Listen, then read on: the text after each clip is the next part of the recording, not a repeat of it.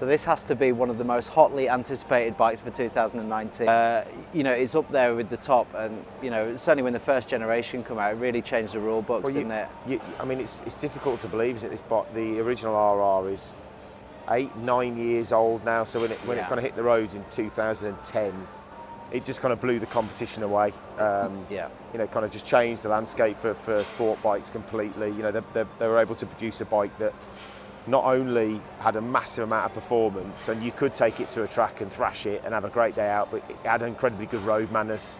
Of course. You know, they kind of made that sort of combination of a usable super bike, better than anybody else. You know, so this has got a lot to live up to. And of course, in the meantime, Yamaha, Ducati, Kawasaki, Suzuki have all had to massively up their game to kind of keep pace and even perhaps in some cases overtake the existing s1000rr. But of course, this I'm expecting is going to be another game changer. Absolutely. Well, one of the things that the original was quite, you know, one of the rules that it changed, I suppose, was on the electronics game.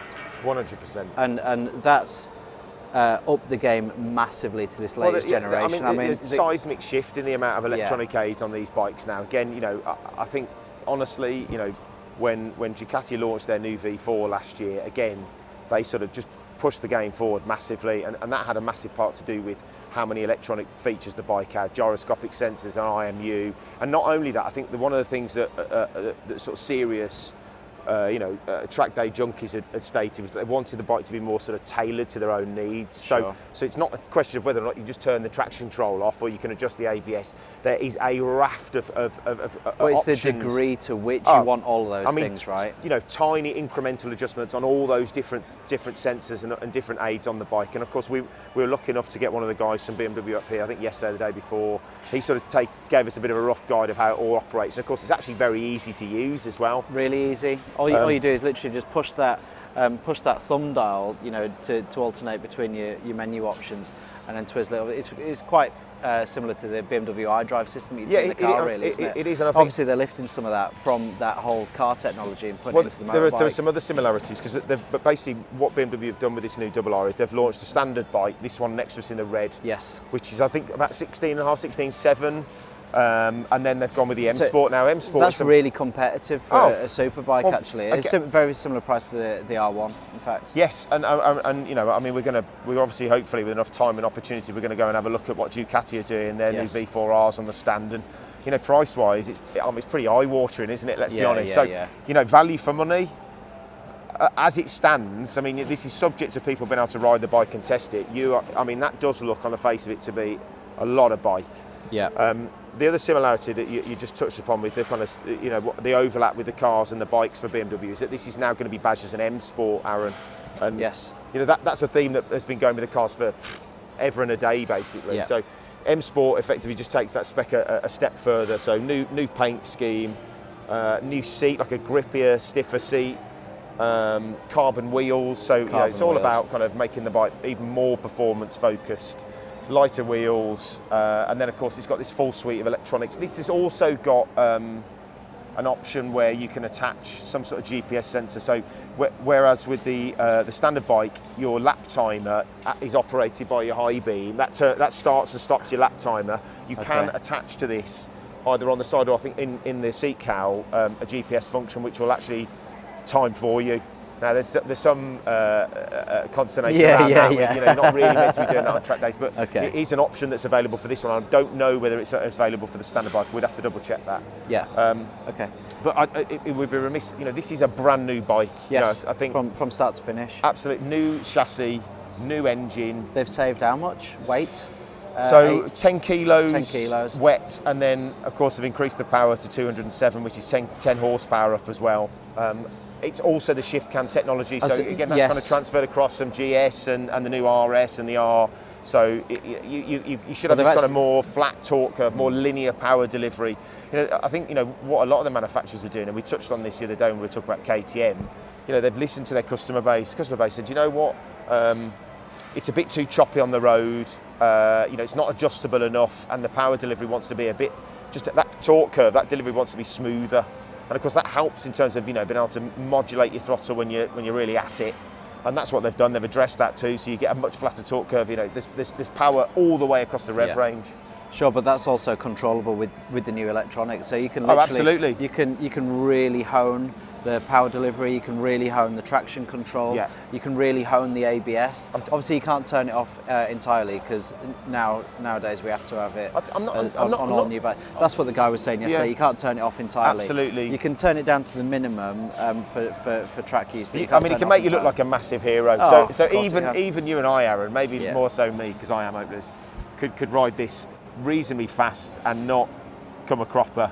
So you've got lean angle sensor. You've got, I think, is it 14 different settings on the traction control, wheelie control. It's bonkers. You can tailor Heated this grips, bike. right? Do you get heated And I grips mean, with look, this is a typical kind of BMW train. You're preaching to the converted here, aren't you? Because Right, you know what yeah. I'm like with BMWs, and I don't want to appear unbiased, but having traction control and cruise control, heated seats and heated grips and cruise control on a bike is something that I just kind of, it's almost like a given for me, Right. riding BMWs. But Yeah, a bit swish. it's a hugely important bike. This is, and I've got to say, traditionally I'm not a sport bike fan, but this is a very, very exciting motorcycle. Quick commentary, Mark, on the aesthetic. What do you think? Well, I mean, there's a lot of talk about this, isn't it? Of course, one of the things that was a bit sort of opinion dividing at the time when they launched the original s1000rr was this asymmetric headlight. It's kind of weird, goggly eyes, if you like. And now, of course, it's fully symmetrical. I've got to say, in the flesh, it is a really nice looking bit of kit. It is. And I like the colourways. I mean, I'm sure, given enough time, I mean, do you know what? They'll introduce new colours on the bike as it kind of comes into the range over the next year or two.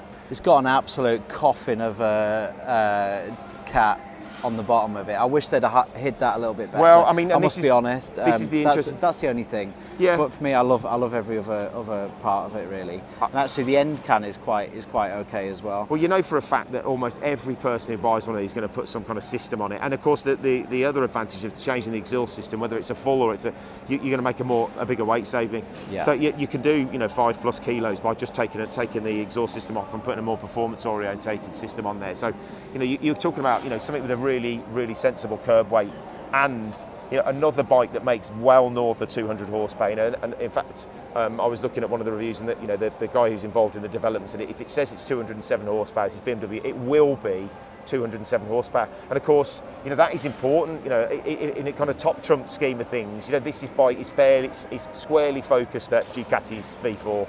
The other thing they've done also is they've tried to trim the breadth, the width of the chassis. So they've wrapped it right around the engine so that when you're on it, it feels a lot narrower. Yeah. So you can really grip it. And he was talking about how under hard braking, it allows you to brace better on the bike. So you just feel like you've got more control over the thing when you're at it. Obviously, a massively important part of these bikes, not how well it goes, how well it bloody stops as well. And the whole new braking system as well on this s1000rr. So they've moved from Brembo's into their brand new calipers and braking system that they developed themselves. And they actually saying that this is an improvement from the previous system. Now, a couple of weeks ago, I rode the s1000rr, and I have to say that's got the Brembo's on it. But they were the best brakes I've ever had on a motorcycle. I was like, I pressed them, I was like, bloody hell, I nearly did a stoppie, it was unbelievable. Yeah. So if these are an improvement on that, hey, I don't think they're going to left their customers short, right? No, and I think, some people are going to be quite surprised by that. I mean, Brembo is the company that most of the performance bikes most of the performance bike companies put on their motorcycles. Having said that, again, from what I've read and the research and what I've seen, they're saying that this is an improvement. And I think it's kind of small tweaks. Yes. It's not just about how much retardation that brake can offer you, but it's about how it feels on the lever. Sure. So it's more linear. Again, you can modulate it in a better way when that initial bite is kind of more graduated. So it just gives you a bit more feel, a bit more control. Essentially, that's effectively what they're saying that they've managed to achieve with this new system. I mean, the first test that people are going to be looking at are this versus the V4. It's going to be a really interesting landscape, isn't it? And again, it means that the other manufacturers are going to have to raise their game even more because, let's be frank, this is going to be one hell of a bike on the road. And that's the other trick, isn't it? Getting that balance right between having something that's an amazing track weapon and having a bike that's going to be phenomenal on the road as well. You'd have to wait and see.